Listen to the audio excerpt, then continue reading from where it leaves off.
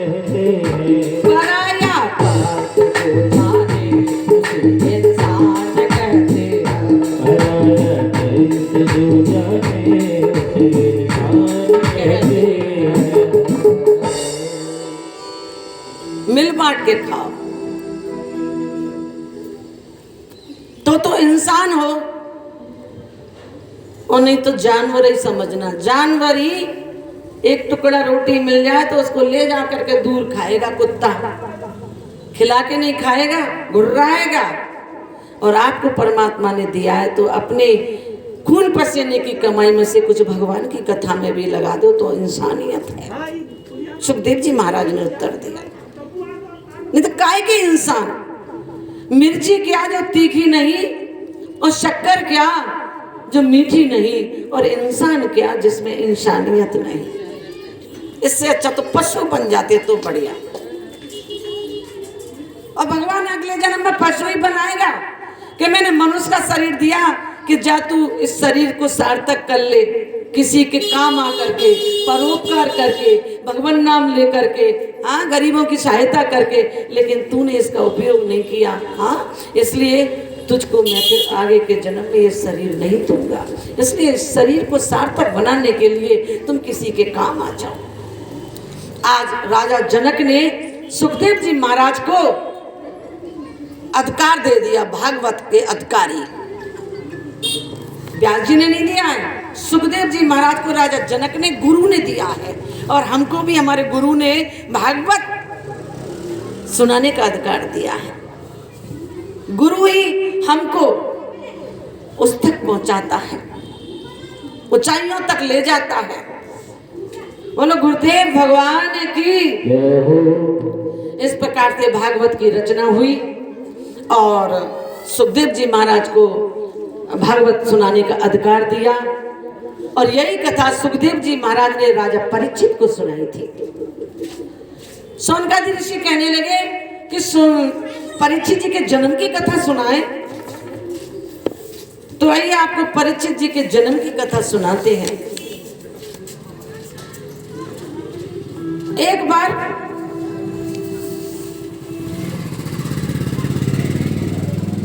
कौरव और पांडव में जब युद्ध की तैयारियां चल रही थी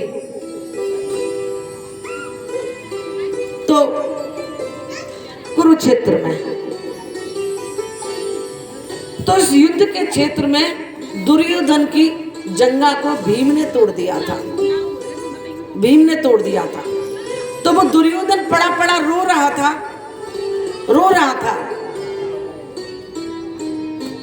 सोनकादि ऋषि कहने लगे आप तो युद्ध की चर्चा करते हो, हमने तो आपको कृष्ण कथा के लिए बोला है, ये तो युद्ध की चर्चा है। सूत जी कहने लगे आप बीच में आप ये किम और क्यों ये कुछ मत बोलो। आप कैसे बता सकते हो कि ये छोटा सा एक बीज है और इस बीज को बोएंगे तो इसमें से बेल निकलेगी या वृक्ष निकलेगा या बहुत बड़ा वृक्ष निकलेगा। आप बीज को देख करके नहीं बता सकते कि इसमें से कोई बट वृक्ष निकलेगा। छोटा सा बीज है, बीज को देख करके बता सकते हो क्या कि इसमें से कोई पौधा निकलेगा या बेल निकलेगी या लता निकलेगी या कोई बट वृक्ष निकलेगा। जैसे बीज को देख करके आप नहीं बता सकते, ऐसे इस कथा की शुरुआत को आप टोको मत कि तो झगड़े की बात कर रहे हो। अरे झगड़े में से ही तो कृष्ण कथा निकलेगी। जैसे बीज को देख करके आप नहीं बता सकते कि इसमें से कितना बड़ा वृक्ष निकलेगा, ऐसे ही आप इस झगड़े को देख करके आप ये मत बोलो कि ये तो झगड़े की कथा है, आप तो हमें कृष्ण कथा सुनाओ। इसी में से ही तो कृष्ण कथा निकलेगी। जब युद्ध होगा, जब भक्तों पर आपदा पड़ेगी तभी तो भगवान आएंगे। जब धर्म की हानि होगी तभी तो भगवान आएंगे, क्योंकि ये युद्ध भाई भाइयों का नहीं था, ये धर्म और अधर्म का युद्ध था। और जब धर्म की हानि होगी तभी तो युद्ध होगा, जभी तो भगवान आएंगे। वैसे धर्म की हानि नहीं होती, धर्म साक्षात राम की मूर्ति है और राम का हानि हो ही नहीं सकती। राम को कोई मार सकता है क्या? धर्म को कोई मार सकता है क्या? हाँ, धर्म को कम कर सकते हैं, अधर्म बढ़ सकता है। अधर्म बढ़ गया है, धर्म छोटा पड़ गया है। और जब धर्म का अधर्म होने लगता है तब उसके लिए भगवान आते हैं। धर्म की हानि वैसे होती नहीं है। धर्म तो साक्षात राम की मूर्ति है और राम की मूर्ति को कभी कोई तोड़ नहीं सकता, हानि नहीं पहुंचा सकता। अधर्म बढ़ गया है इसलिए धर्म छोटा पड़ गया है। इसलिए धर्म को बढ़ाने के लिए भगवान आएंगे। और अधर्म क्या हो रहा है कि पांडवों को मारने के लिए कौरव सेना तैयार है। ये अधर्म ही तो है। पांडव धर्म पर है और कौरव अधर्म पर है। अधर्म की तो जीत होगी। इसलिए पड़ा पड़ा रो रहा था दुर्योधन। भीम ने गदा से जंगा तोड़ दी थी। अश्वत्थामा जाकर के पूछते हैं, भैया मित्र, तुम्हारी ये दशा किसने कर दी? मैं प्रातःकाल नहीं होने दूंगा, पांचों पांडवों को मार करके उनके सिर तुम्हारे चरणों में डाल दूंगा। दुर्योधन कहने लगा, मुझे अपनी जंगा का दुख नहीं है। जंगा टूट गई है ना, मुझे अपने दुख का दुख नहीं है, मुझे जंगा टूटने का दुख नहीं है। बोले तो काय का दुख है फिर? बोले मुझे दुख इस बात का है कि पांडवों को राज्य मिल जाएगा। और हर व्यक्ति इसी बात पर दुखी है। अपने दुख से दुखी नहीं है, दूसरे के सुख से दुखी है। यही है, सुख से दुखी है, अपने दुख से दुखी नहीं है। और जो दूसरे के दुख को देख करके, दूसरे के सुख को देख करके जलता है, वो बहुत बड़ा रोगी है। पर सुख देख जरे सोई छई।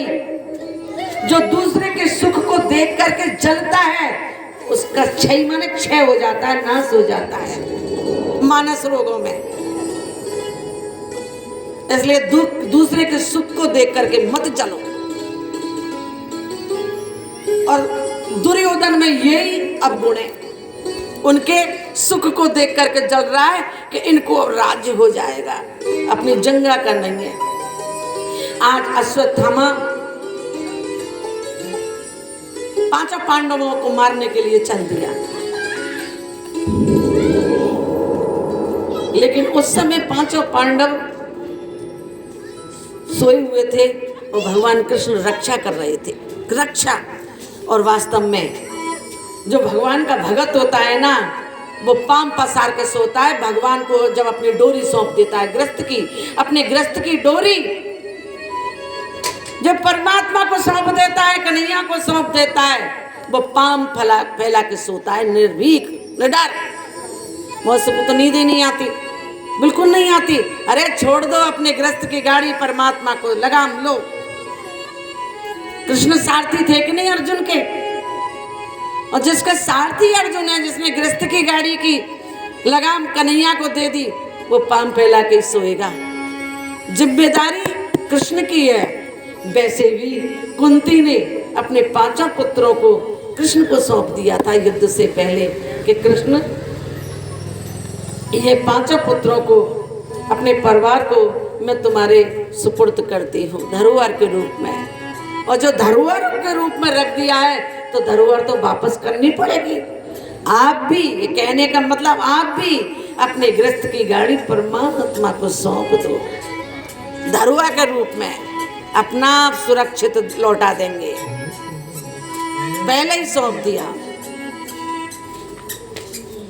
अब सौंप दिया इस जीवन का सब भार तुम्हारे हाथों में। अब सौंप दिया इस जीवन का सब भार तुम्हारे हाथों में।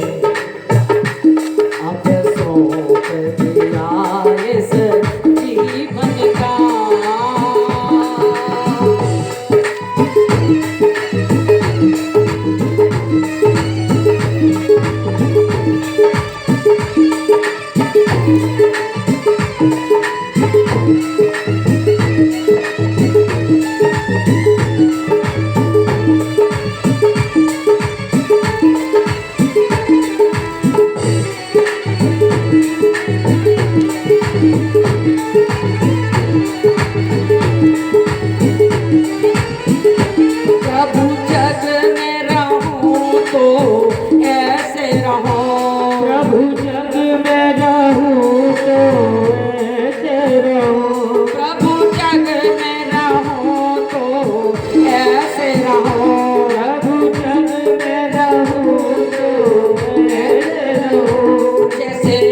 में कमल का फूल खिले, जैसे जल में कमल का फूल खिले, जैसे जल में कमल का फूल खिले, जैसे जल में कमल का फूल खिले। अब सौंप दिया इस जीवन का।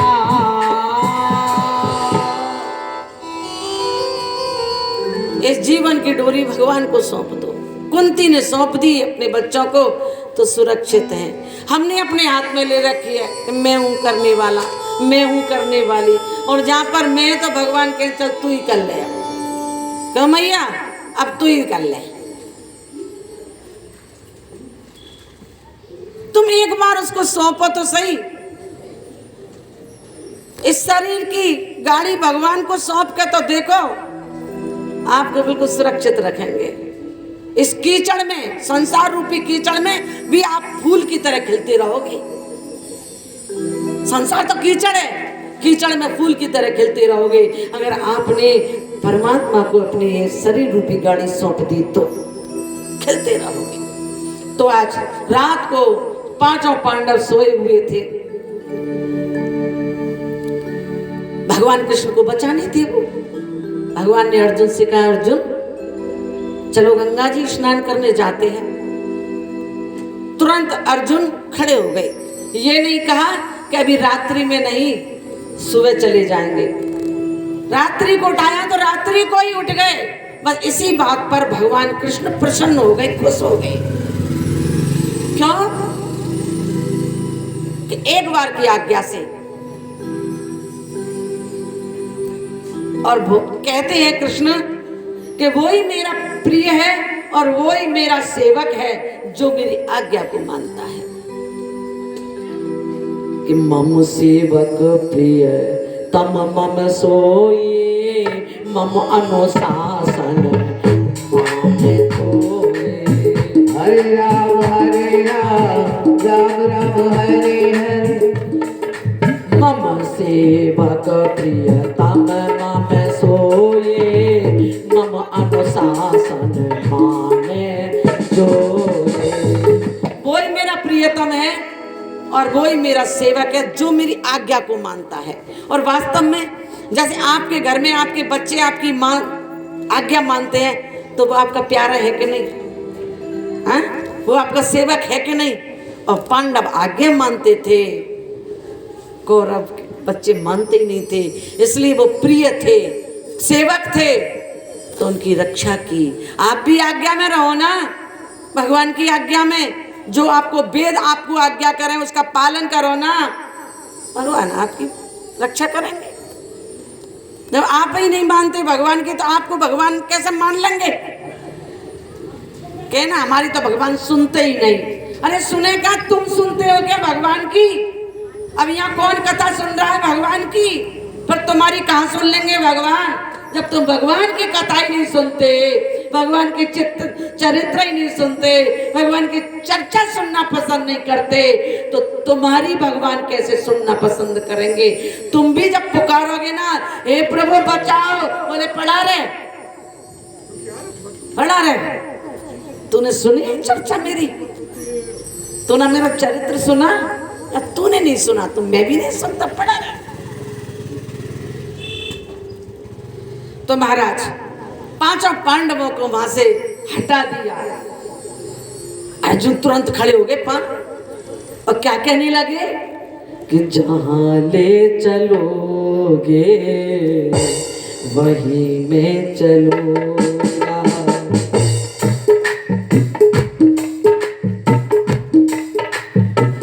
जहां ले चलोगे वहीं में चलूंगा।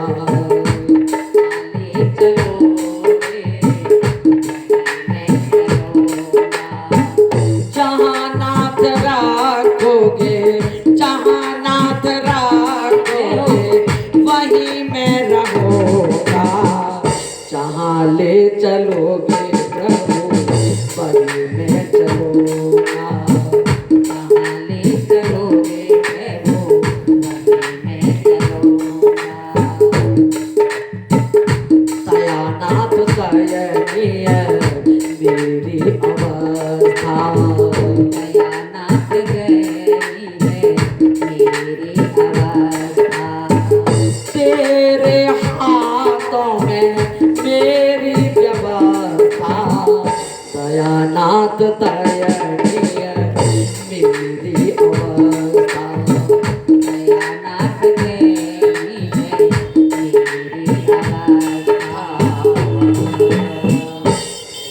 हे प्रभु तुम जहाँ ले चलोगे वहीं चलेंगे।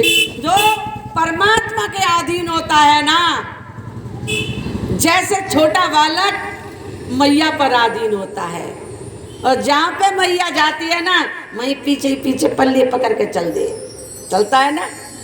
जहाँ पे ले जाता है, जहाँ भगवान जाते हैं वहीं पर अर्जुन जाते हैं, वहीं पांडव जाते हैं। जैसे मैया जहाँ छोटा बालक मैया के पीछे पीछे चलता है ना, ऐसे ही अर्जुन भी उनके पीछे पीछे चलते हैं। जहाँ तुम ले जाओगे हम वहीं जाएंगे। क्यों?